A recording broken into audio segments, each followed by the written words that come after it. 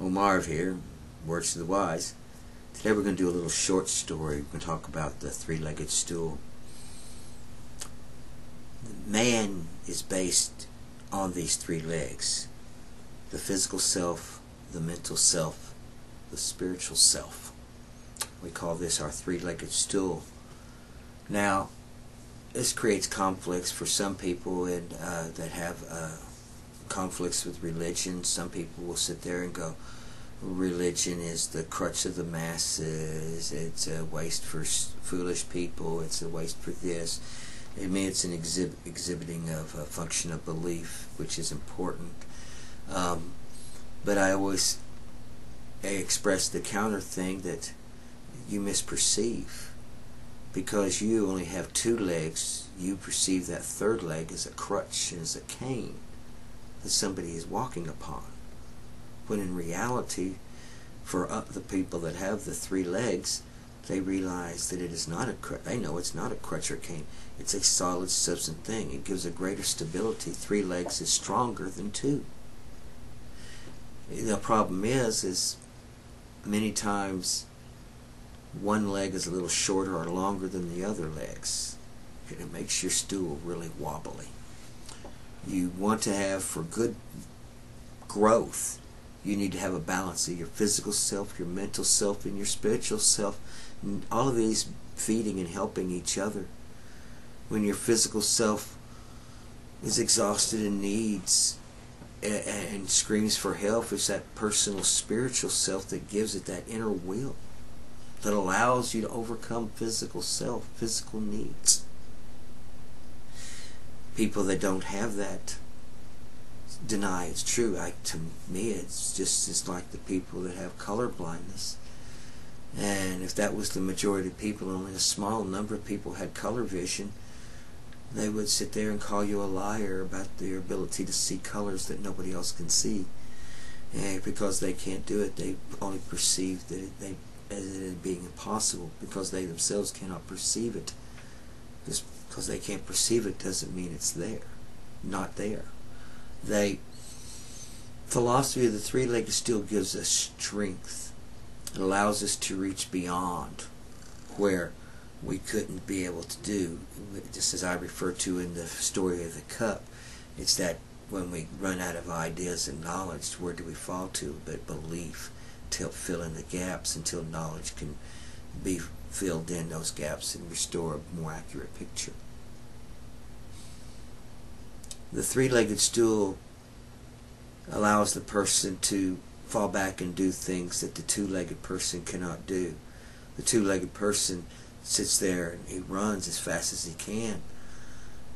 Of course, if you have a really mean dog chasing his butt, I bet he does run a little faster, but that is still his physical self kicking up that little urge, to go a little faster. The spiritual self, on the other hand, can use even greater strength that takes you and says, no, do not fear. Do not keep on running faster. Turn quickly and snarl. Make yourself look big. Give hesitation to that. Change the behavior, the dynamic. Belief lets you thought that maybe I can do this. And have enough faith in yourself that you pull the bluff off. It does think you're bigger and meaner, and that dog does run. Because you have to be able to fall back on these things. I see in all life we have people I always use the old story, it's like the dog on the fence. You've got dogs that run up and down the fence barking all the time, and then you've got dogs that run up and down at the fence without barking all the time, and occasionally will bark at the end if they see something unusual, like, "Holly, what you doing? What you doing?" And then there's those dogs that don't seem to do anything, look at you silly, but when you get in the yard, they growl and they'll bite you. Well, it takes all dogs. Some bark and bite, some just bite, and some just bark. You have to be willing to, you got to have all the tools. You got to be able to have the willingness to bite. Just because you have them and you haven't got the will and the inner strength to pull, to do things. That's where you find spiritual strength, because In the Oriental people, let me put it this way, it's another side story. As the old story is, showed the man standing in this battle line. He's looking at all the people left to the right of him, and he's nervous and he's scared, but he's standing up. He looks across the field, and in there he's eyeing right across him. There's 3 different individuals. There's one individual there who's kind of looking kind of nervous and scared, and just like that, you know, and you see him, and you see the other one that's beside him going, just growling, just mean, just striving to get up and go. And you see the third guy sitting there going, calm, collect, checking his blade, checking this, and getting ready for the command to charge. Of the 3 men, would it not be the man that is preparing that you fear the most than the other 2? One's just barking.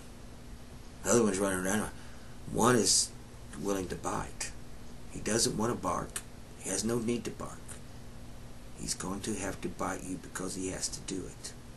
And willpower makes him do that. He overcomes the urge to bark, to bring self-glory, to do anything. He does what he has to do. That is strength, the spiritual will, and determination that you don't find in the typical animal. That's what the 3-legged stool gives us. That's why many people ridicule the 3-legged stool and say, hey, that faith thing is nothing. You got to stand on your own 2 feet.